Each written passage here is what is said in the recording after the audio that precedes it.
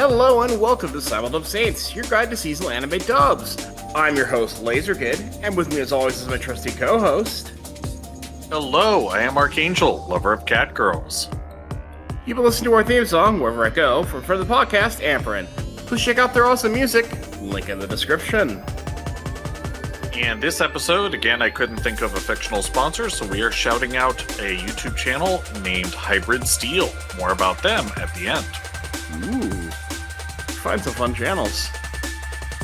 Yeah, this one's a little more niche, but I'll explain. Yeah, I'm not familiar with them, but I look forward to finding out. Well, we don't have nearly as much news this week as we did last time. A shocker, we're not in the AX news dump week, but we do have a little bit. Well, we mentioned we didn't know what Amazon was up to other than the Panty and Stocking sequel. Well, apparently the other thing they're doing is City the Animation from the creator of Nichijou, and that is currently being dubbed on Amazon. Okay. So, I mean, I can tell you we love Nichijou. Dub. Hopefully it's the quality of dub that sort of pedigree deserves. We'll have to give it a check out and let you all know what we think. And this next one I know is going to make Archangel bounce over the moon because finally, we talked about it a few times, but Ascendance of Bookworm anime new season debuts spring 2026. Finally, work harder or we'll execute and replace the lot of you commoners. It's finally got a season set locked in, so we're getting there. Well, as long as they're going to start doing regular turnover, because there is so much, a lot that needs to be done. The books have been finished for a while, yeah. Right, and this is a long, amazing story that needs to be told. Absolutely on the screen. I'm looking forward to seeing what they do. I actually just recently purchased the last season because I was a little late to get in season 3, but I have the whole thing so far. Yeah, basically the first set of adaptation was perfect. So if they just keep going with that, we'll be in business. Absolutely agreed. Well, before we get into today's specific topic, just some follow-up on some of the two of the subs that I recommended that I noted as being things. And I do actually recommend these preliminarily. One, unreservedly, Ruri Rocks is adorable. It looks like it's actually... I would show this to a kid. I don't know if it was explicitly made for kids, but it's certainly suitable for them. The titular character is very much a brat, but she's young, and she shows every sign of growing out of it. So, it's fun. And so, the Apocalypse Bringer, blah, blah, blah, it's cute. It's based on games. The idea is this kid who was stuck in a hospital played this strategy game to death. And when he wakes up in the world with this one particular hero who he was very fond of, who's the hardest to start out with, but potentially the strongest in the game. And he used to talk to her in the game, as he was playing the game. And this incarnation of her remembers everything he said. And they're sweet and adorable, and the main thrust of this seems to be, just because we're labeled evil, are we actually evil? To note, both of those are sub-only shows, so viewers of the Simuldub Saints, be aware, there are no dubs for those shows. Correct. The Apocalypse Bringer doesn't seem special enough for me to demand a dub. Ruri Rocks, I want a dub eventually, just because it's unusual and cute. Yeah, fair enough. Well, I've got my eye on a couple shows that are coming out. I've seen a couple of episodes. We've already talked about stuff though, so I'll wait till we actually have something to talk about. Yeah, we'll do a more comprehensive follow-up one of these weeks when everything's out. Oh yeah, we'll just say, hey, here's how we feel about the X, Y, and Z. Absolutely. Yeah. Maybe we can bring Sketch back in. Poor guy. Actually. I love having him on the podcast. He's fun. Oh, yeah. Well, I think that brings us to our topic. A show long awaited to show up on this podcast. This is the other one. The other show where I didn't think I was going to be interested in it, and then it turned out to be something I loved. And that is, of course, Kowloon Generic Romance. Want to try and start off with a little bit of spoiler free because this show is deep with the intrigue. Yeah, it And presents itself as a slice of life romance at very first, and very quickly gets very, very strange and metaphysical. So, if that sounds like your cup of tea, pause this episode and go watch it well, because not just yet, because I was gonna yeah, go a little bit more into it before we get into it. okay, But yes, so you don't want to listen to this whole episode before you watch it if you haven't watched it yet. But this whole story is a mystery because this city, the city of Kowloon, shouldn't exist. It was demolished. But here it is. And everyone who used to be there is there. But things are weird. specifically Kowloon Walled City, which if you're not Yes. familiar with it, Google it real quick, like pause and Google it real quick. It's quite You've told interesting. people to do that a couple times when this has come up. Yeah, but who's to say they've watched the previous episodes? That's fair. That's fair. But yeah, the Kowloon walled city is back for some reason. We don't know why. And our main character has questions because she doesn't remember much about her past. She just always has been this way. And the thrust of the plot is uncovering all of these mysteries and intrigues and figuring out, okay, what is happening in this crazy city? And now you should probably pause the podcast because we're about to tell you exactly what's going on in this city because it's all screwy. So if you have not watched Kowloon Generic Romance, please pause now. Give it a watch. You will not be disappointed. It is very, very good. We recently just finished it. It varies the lead by a little over one episode, but I think that's a good decision. So don't be put off by the first episode seeing just boring. Yeah, It's I'd fine. agree with that. It is well worth your time. It gets 2 thumbs up from me.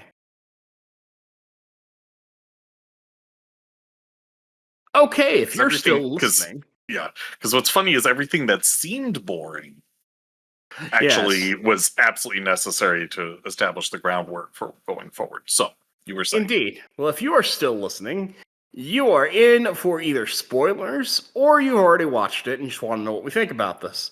So first of all, I want to just absolutely shout out this entire cast.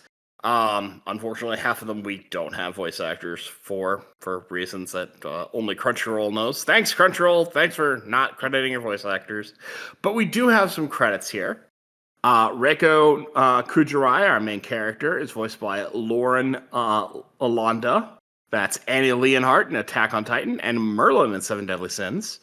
Our deuteragonist, Hajime Kudo, is voiced by Ben Balmaceda. That's Shiki in Tsukimichi Moonlight Fantasy and Pedro in One Piece. Tao Gwen is voiced by Edward A. Mendoza. Roy Alfard in ReZero.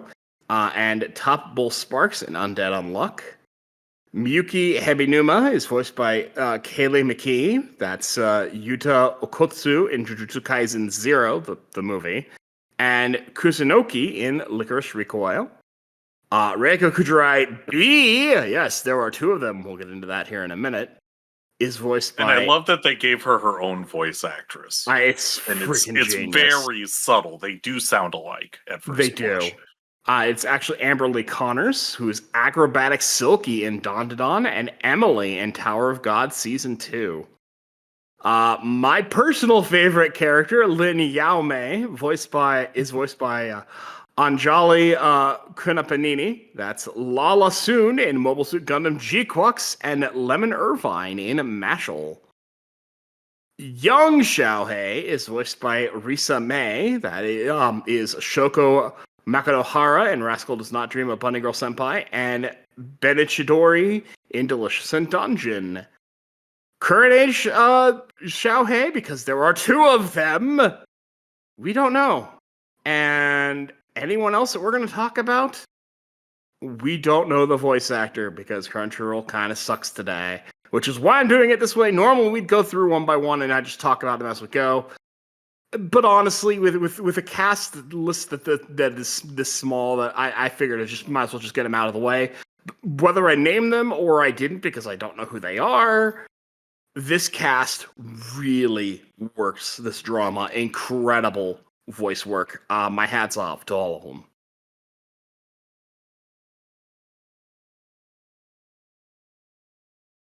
All right. So, so Reiko Yeah. and Hajime work together as real estate agents slash leasing agents in at this place in the Kowloon walled city, and this includes maintenance and the whole nine yards. Yep. They're just kind of doing maintenance, sales, all that good stuff. They were a lot of the early scenes are just them in an office. Hmm. Or them going out to lunch or this, that, and the other thing. And it starts off as this cute little It's slow just romance. ordinary life, and so I wasn't sure at first whether the name of the show, Kowloon Generic Romance, was just the people who made this saying it's like, okay, we're making just yet another slice of life thing. We know what we're making. We're owning it. That would have been cute. Oh, that But that would have been cute, but it's more than that. right, what convinced me there was something more going on, and because the whole thing about the city having previously been demolished and so forth, we don't learn that until later. Um, what convinced me that there's something more going on and we should give it another a second or third episode before we decided. And I basically had to persuade. You It didn't take a did. lot of You persuasion, absolutely but had I to did have persuade. to just say, let's do this. It was this weird thing hovering in the air above Kowloon Walled City that everyone refers to as generic Terra. And we don't not until the very end of the show do we really find out what it is. But I'm like, okay, there's some sci-fi shit going on here. Let's see what's going on. But it's just kind of there Yeah. to begin with, and in kind of a subtle way. Everyone knows what it is that it's there and what it's called, but no one really thinks about it. It reminds me of the Black Omen in Chrono Trigger. We're like, oh, the Very Black much Omen is so. sparkling today. And it's like, Not quite that sinister, but yeah, it's that exact same phenomenon of it's some. I think how was it Tom Clancy novel? Someone commented that if I parked a tank in the parking lot after a week, it would be just another car. yeah, there's truth to that. That's how people function. It's how we have to function. Normalization, Yeah, that makes sense. or if you want to be uncharitable about it, you can call it becoming jaded. I ain't that man. Yeah. Well, I mean, with a specific thing. I mean, Yeah, I know what you mean.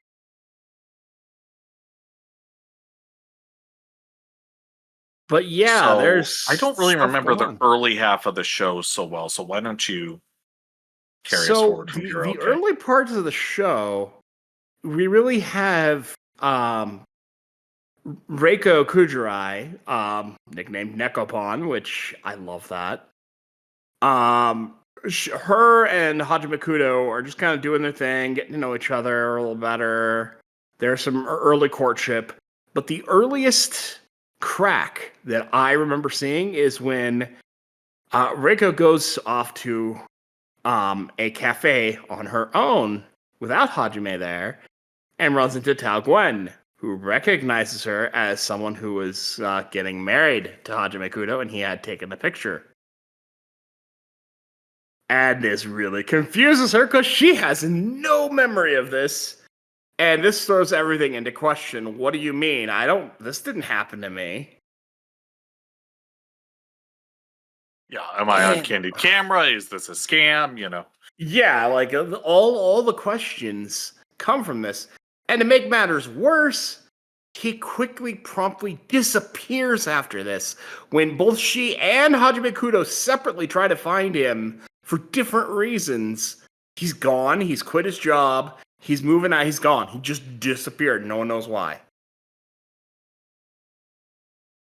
In retrospect, we know why. Because it wasn't really him. It was his generic copy disappearing because the real one showed up.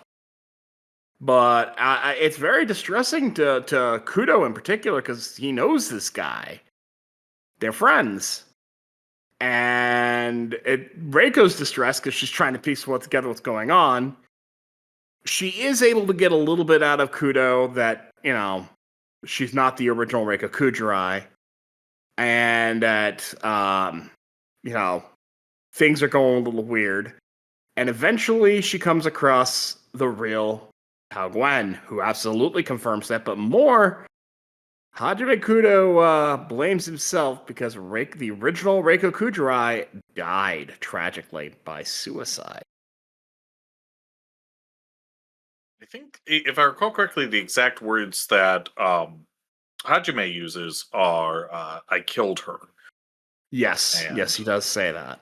it clearly does not mean that he murdered Literally. her in that sense, but No. more in the sense of he feels directly responsible for her death. Yes, I would agree that that's what he means by it. Which is really sad. Because I don't agree with that assessment at all, but I see why he thinks that, Yeah.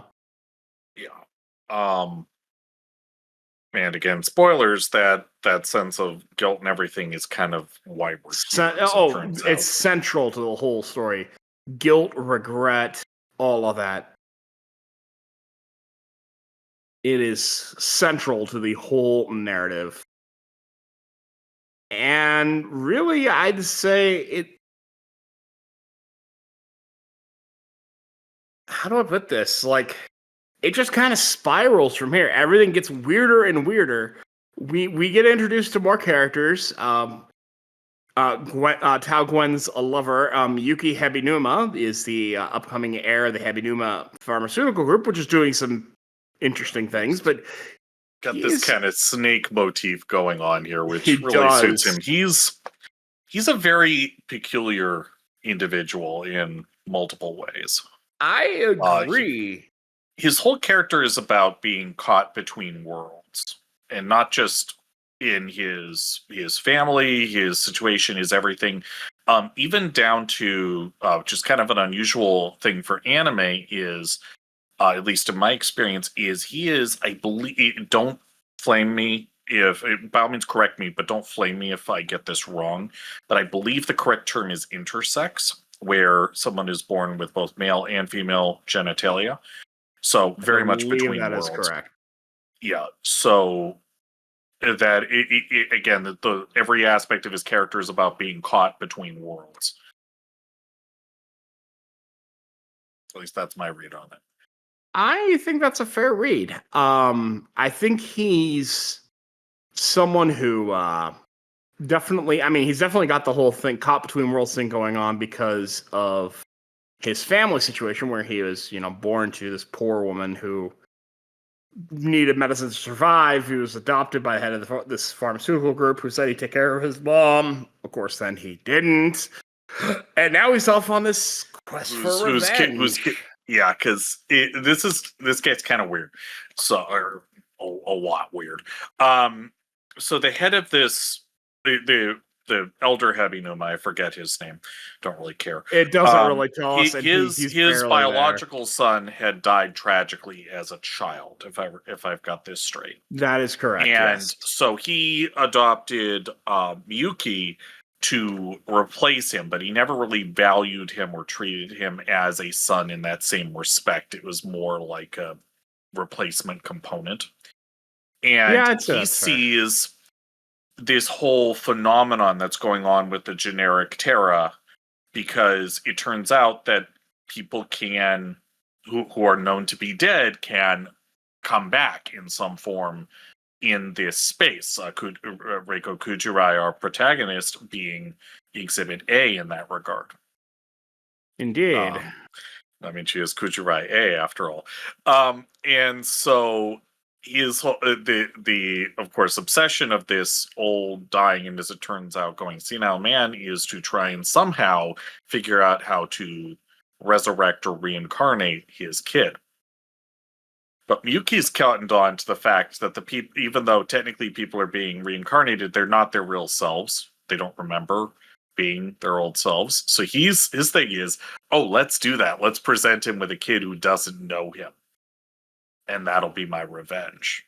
Have I got that right? Yes, that is 100% what he was going for. Okay. And honestly, as far as revengers go, it's not a bad one. Not at all. I mean, it doesn't. Doesn't hurt Except any when innocent later. people. We start getting there later, although I'm not sure that was Miyuki's idea. But No. no one actually winds up getting hurt. But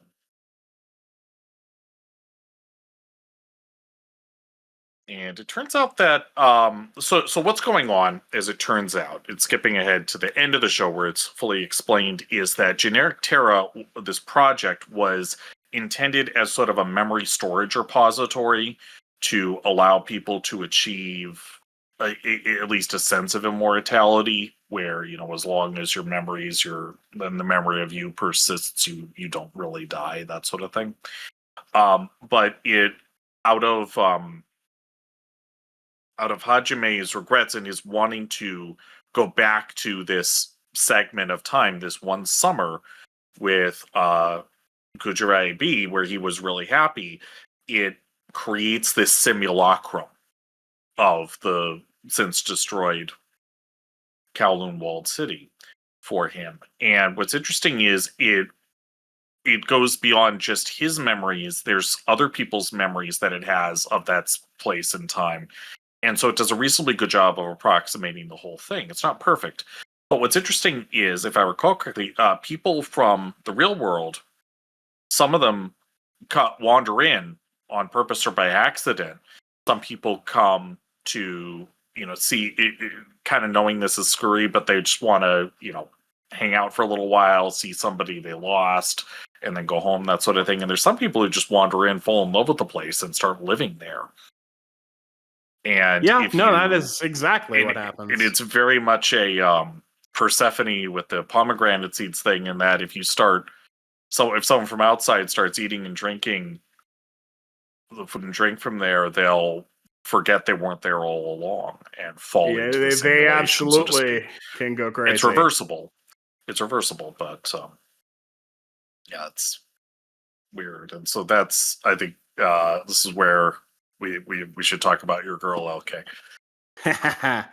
So, that would be Lin Yaomei, who is in this place to run away from her family drama, basically. And she runs headfirst into Reiko Kujirai and becomes best friends. Mainly because Reiko kind of helps her out of her own depression, help her to become what she calls her absolute self. I love this. Yeah.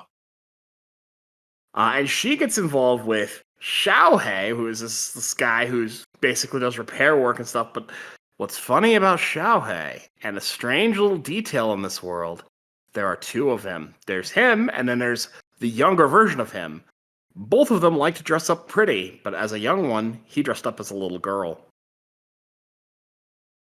This will become important later. Mm-hmm.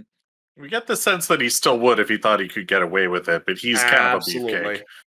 He's with a pretty face, admittedly. He's a very pretty boy, yes. But and Yaomei is... go ahead. No. I think you're on a more important thing than I am. Well, no, I was just going to say, so Yaomei is big into sewing and stuff. She makes her living as a seamstress. So she's like, you know what? Even if you're a guy, you could still have cool stuff. So she has him take his jacket off, and she sews in this really pretty frilly lining for him that's not obvious when he's just normally wearing his jacket, and it makes him so happy. Yeah, no, those two are perfect together, I swear. Mm-hmm.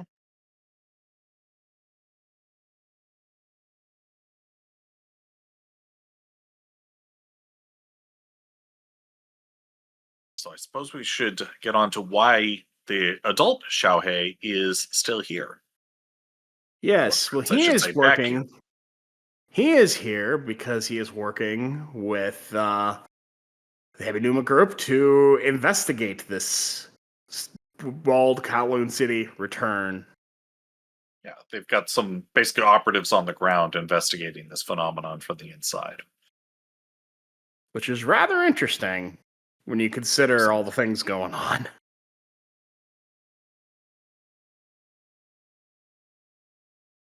I mean, it would be strange for them not to study it. Yes, it's interesting that they're aware of it enough to study it, is what I mean. Right. Well, I mean, other, like, normal people wander in and knowingly or unknowingly that things are hinky. I mean, you know, Yaomei wound up here on her own. That's true.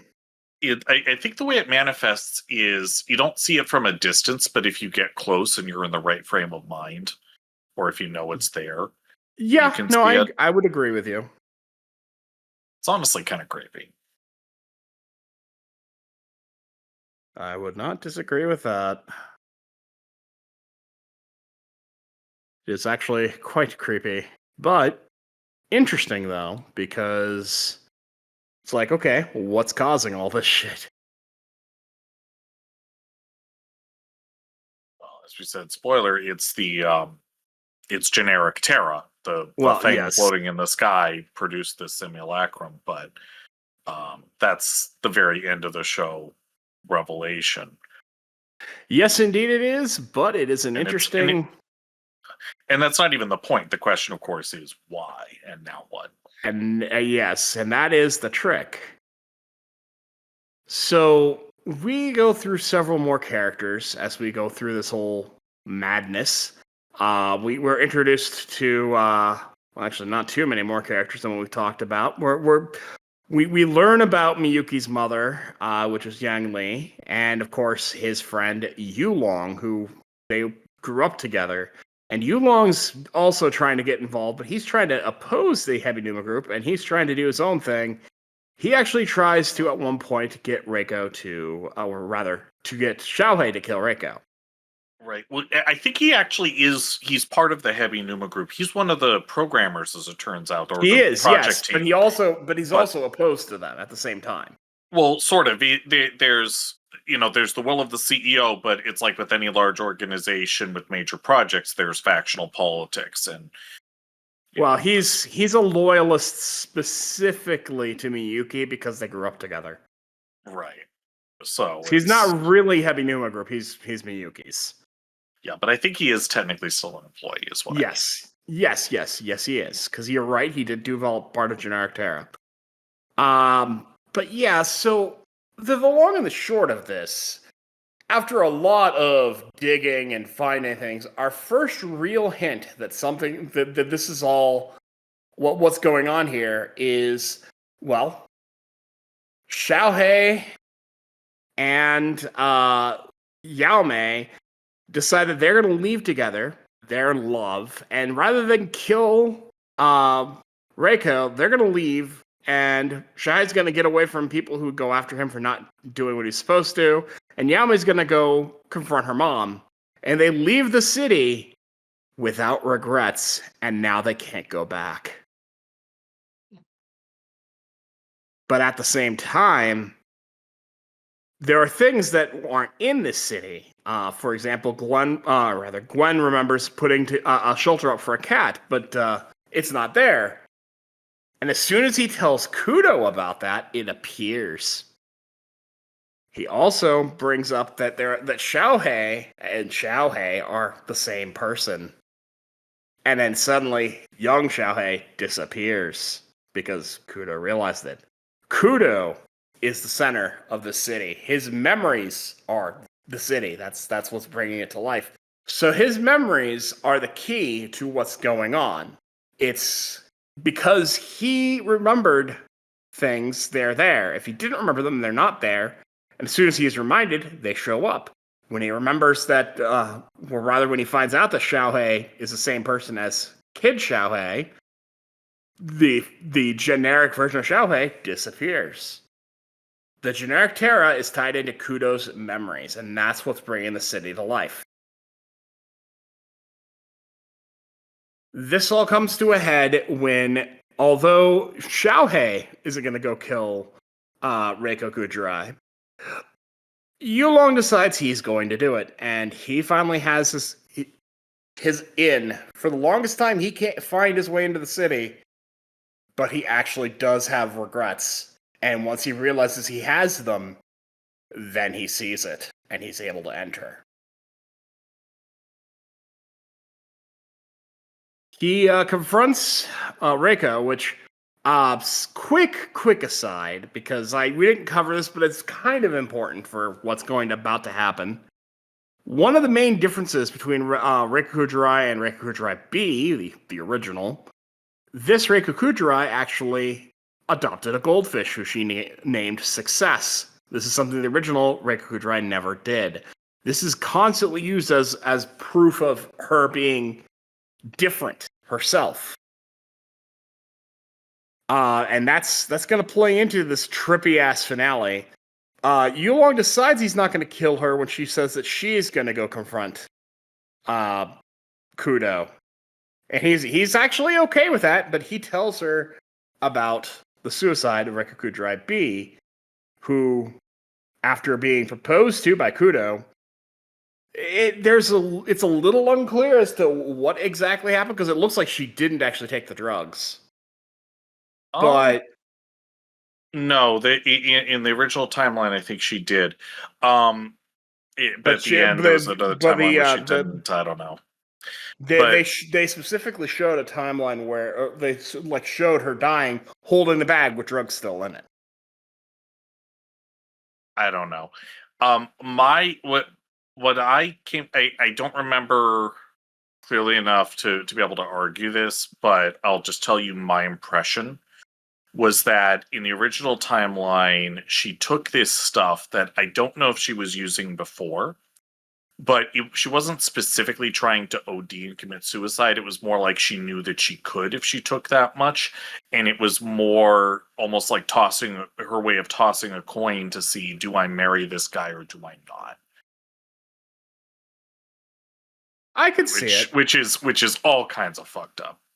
That's consistent with her characterization. Yeah, Kujirai B was not a mentally healthy person, I don't think. I would agree with you on that for a number of reasons. Charming, certainly. Oh, absolutely. But yeah, not in a good headspace. Kujirai A is a lot healthier. And particularly largely because of her journey to self-actualization, or becoming her absolute self, as she puts it, which I think is a cooler term for it. I actually really like that. I think the psychological term is self-actualization, but I think you'll be right about that. Correct me if I'm wrong. I don't actually know that much about psych, so. No, I think you're on the right track. But yeah, she goes to confront Kudo, who basically confirms, yeah, no, this is what's going on. But it's weird because other versions of her did not act like this, meaning she's not the first generic Rekukujirai. Yeah, he's repeated this summer, goodness knows how many times, and every time with a new Reiko, and each one's different. Mm-hmm. And it's not just, starting from the original and then tiny bits of causality branching, like literally each one is her own person. So they're not, it wasn't really recreating her, is the point. Yeah.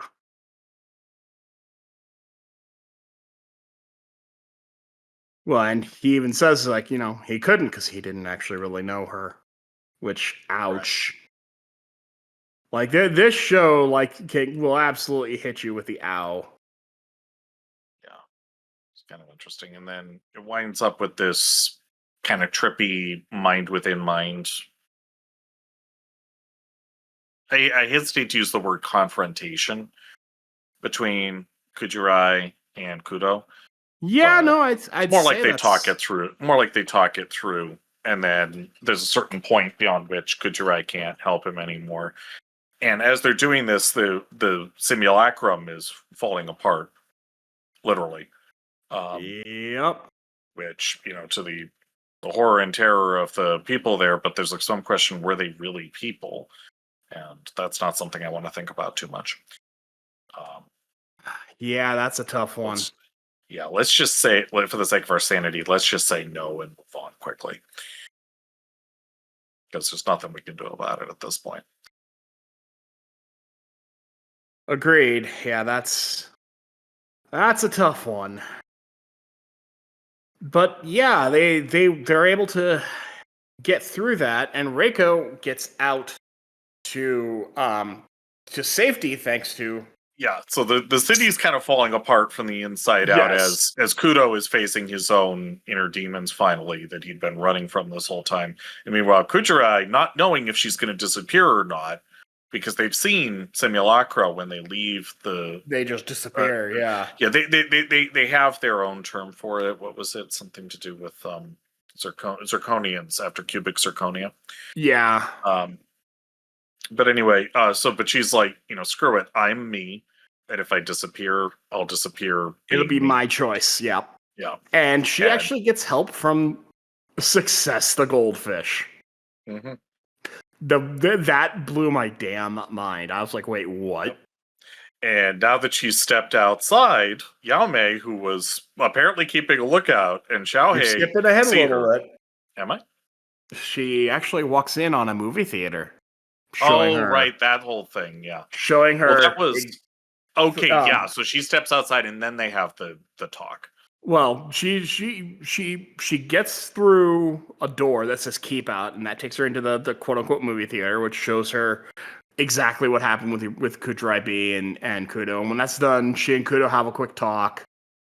And then when that's done, she gets out and walks out of the city, and that's where she meets up with. Well, Yao Mei and Xiaohei, who were apparently, I guess they must have been waiting for her because they were right there, and Yao Mei practically almost half kills her with the tackle. And then Success the Goldfish materializes out of nothing, and I freaking love it. And they save that thing. Yeah. And they move on. They get out. Yeah, but the city just disappears, and there's, at least at that time, there is no sign of Kudo. They move on. Reiko goes to Hong Kong, becomes a travel agent of all things, which is kind of cool, actually. It's a similar line of work, lots of customer service and stuff. Yeah, no, I think that's pretty cool. And 2 years go by, and she goes to have a dinner where she's going to meet with Yao Mei, and who shows up but Kudo? As if he hadn't been away for even a day, and he's like, yeah, I had to take care of some things. He just sits down and starts eating it, and Kuchirai's like, that's Yao Mei, stop! Oh my god. It's cliche, but I liked it. Oh yeah, no, it was a very smooth entrance on Kudo's part, I will say that. Absolutely. I also got to give him credit for that proposal that he gave to Kuchrai B. That was actually really good. Yeah. I like I said, I did have to dig him a few points just because there weren't exigent circumstances and he hadn't gotten a ring ahead of time, but things happen. Yeah. Well, yeah, that's Kowloon Generic Romance. I think the message here is really the important part of this story. You can't cling to the past. You've got to move forward. As painful as it can be to go through change. And, I'm autistic. Change is actually really hard for me. But being trapped in the past will kill you. Yeah, that's one part of it. I'd say the other part of it is be your absolute self, by which, I mean, yes. Agreed. Don't let other people define you. Yes. I agree. That's also a major factor of the story, which is part of why I love it so much.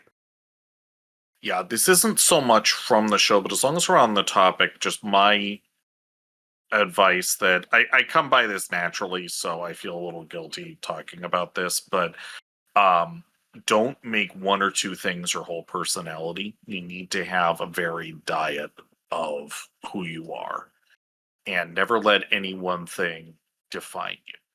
Well, I agree with that wholeheartedly. That's how you get annoying people and extremists and no-lifers. And I feel like more people are that way than not these days. Maybe it was always like that. But don't know. Be a person, not a walking cliche of one sort or another. And if that makes it harder to click with a particular group, then it means that group probably isn't worth your time. I can't disagree with that.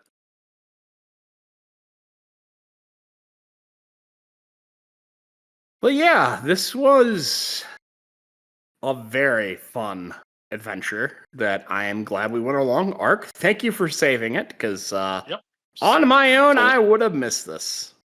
Yeah, it's a delightful little mindfuck. Yes, highly recommend. It absolutely is that, and if for no other reason, I totally recommend it on those grounds alone. Mm-hmm.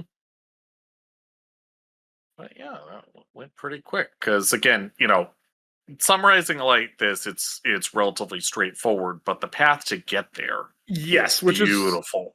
This is one of those cases where it's not the what, it's the what, it's the journey. The end point is not the point, it's the Right. journey itself. Even if you listened to all of this and you hadn't seen it and you wanted to hear us tell you about it anyway, you should still watch it because you're gonna get something out of it that we cannot replicate. Totally. So yeah, this was a surreal experience, and I'm glad to have had it. Glad to share it with our viewers, and hope they all have fun. But I think that about does it for the topic. So we've got a shout out to do. All right. So my shout out for this week, and we got to get some people you like in here. Okay. I will have to do that. Yeah. Yeah. Well, next time is yours if I can't think of anything fictional. But so this guy's pretty obscure. He's currently at 1.6k no, excuse me, 23k subscribers. But he's so Hybrid is I think he's about our age. He's British. He is a stay-at-home dad, and in between saying to the kiddo, he makes YouTube videos and streams, and he's a chill enough guy. My relationship with him is purely parasocial. I will say he has a truly dwarf scale beard. It's absolutely magnificent. But so I first got to know him. He produced back in the day quite a bit of pretty good tutorial content for Hydroneer, if anyone ever played that, which had some fairly complex logic systems that were optional. But he plays a lot of these little games that I like TCG Card Shop Simulator and things like that. It's sim games, Drive Beyond Horizon, Junkyard Builder, Cache Cleaner Sim, all that sort of thing. So I want keep an eye on his stuff. I mean, I'd say maybe 40% of what he looks at or plays, I wind up actually liking. But it's kind of like why I watch another YouTuber who I'll shout out at some point, who keeps an eye on ImSims. It's like he's a good eye for what's going on in the space, and he's, especially his stream VODs and stuff, it's a good, fun noise to have on the background while you're doing something else. So, yeah. All right. That's a good shout out. With that out of the way, it's time for us to close up. So, Ark, where can the people find you?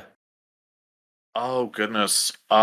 Mostly just playing some games. I've been rereading some books.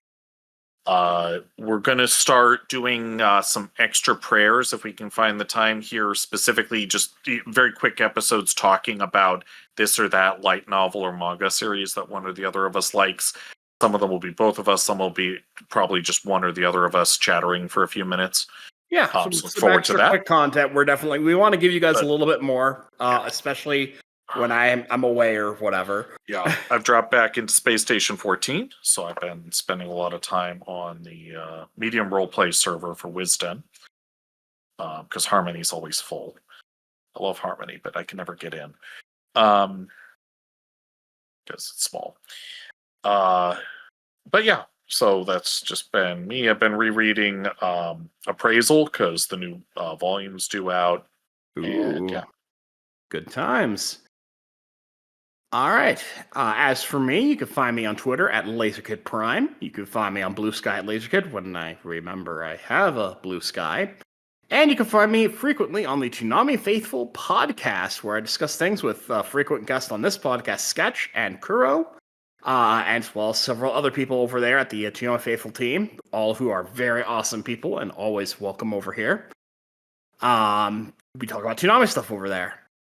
As for the Simuldub Saints, you can find us here on YouTube, which is where our primary episodes come out. That's where, when poor Archangel has to do the editing, that's the only place to find it until I get home and then can make you guys some audio episodes for Spotify podcasts, which we also have an output for. And you can find us on social media on Twitter and Blue Sky at Simuldub Saints, and we have a Facebook group where I post episodes when they come out. So that is where you can find all of the stuff. thank you all for listening. Sorry about our a little offbeat period while I'm helping around my family through my mom's recovery from surgery, but all's going well, so I should be home in the somewhat near future. Not as quick as I'd like, but it's coming. So until next time, y'all. Catch you later.